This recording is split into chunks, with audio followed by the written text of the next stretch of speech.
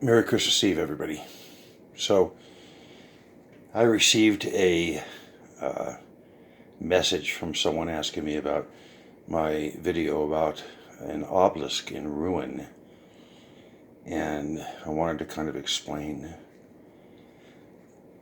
When I had my 4-year-old with me in Rome in 2004, we went out for gelato and pizza. I wanted him to experience everything. It was magical, and I took him to the obelisk at Piazza Navona. Now, that's a Roman era uh, obelisk. It's from the reign of Domitian, who was in power for about 15 years, from 81 AD to 96, and showed him the inscriptions. And I said, take a look there. These are family inscriptions. It named his brother Titus and his father Vespasian.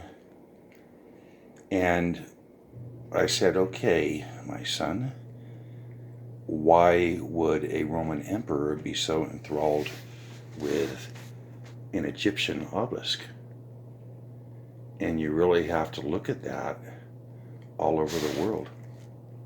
Go to Vatican City, you'll see an obelisk. Go to Washington, D.C., you'll see an obelisk. You go to Trafalgar Square in London, you'll see an obelisk. Cleopatra's Needle, which is right on the Thames River.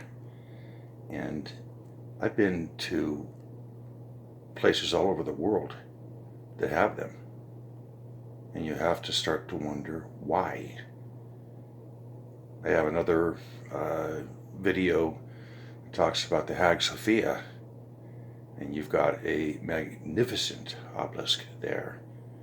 And I can read the hieroglyphics. It's pretty easy these days. You go to the Schopenhauerstrasse in Berlin, and you will see one there. You go to the Piazza di Pompolo in Rome, where there's a magnificent restaurant that serves only pizza and steak. You go all over the world. Stockholm, Dublin, Madrid, Buenos Aires, Hyde Park in Sydney, Sao Paulo in Brazil. You see them everywhere. Why?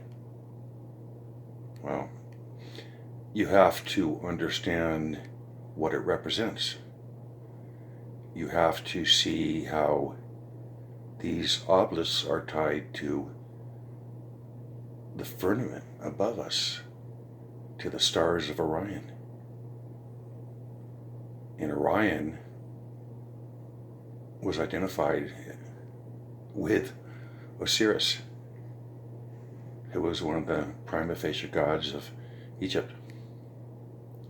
So, as far as Osiris, there was a family.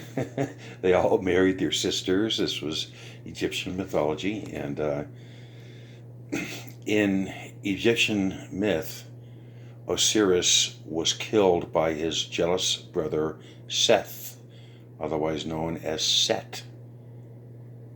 And it was a matter of getting rid of Osiris so Seth, or Set, could have all the power. And he didn't just kill him. He dissected his body into 14 pieces, which he threw into the Nile. And the pieces were consumed by crocodiles. And Isis, Osiris's wife, had to go on a pilgrimage and gather those pieces and join them together. And she found all the pieces except for one, Osiris's junk. So she created a golden phallus, and she brought Osiris back to life by use of a magical spell. And that magical spell was musical. It's never talked about. I've talked about it with a man named Hawass, and his eyes got wide, and he said, "Oh my God, You're right. So, at any rate, Osiris was revived, just like Lazarus, and he impregnated his wife Isis, and they had a son called Horus. But Osiris had died before Horus was born. So you've got the all-seeing eye.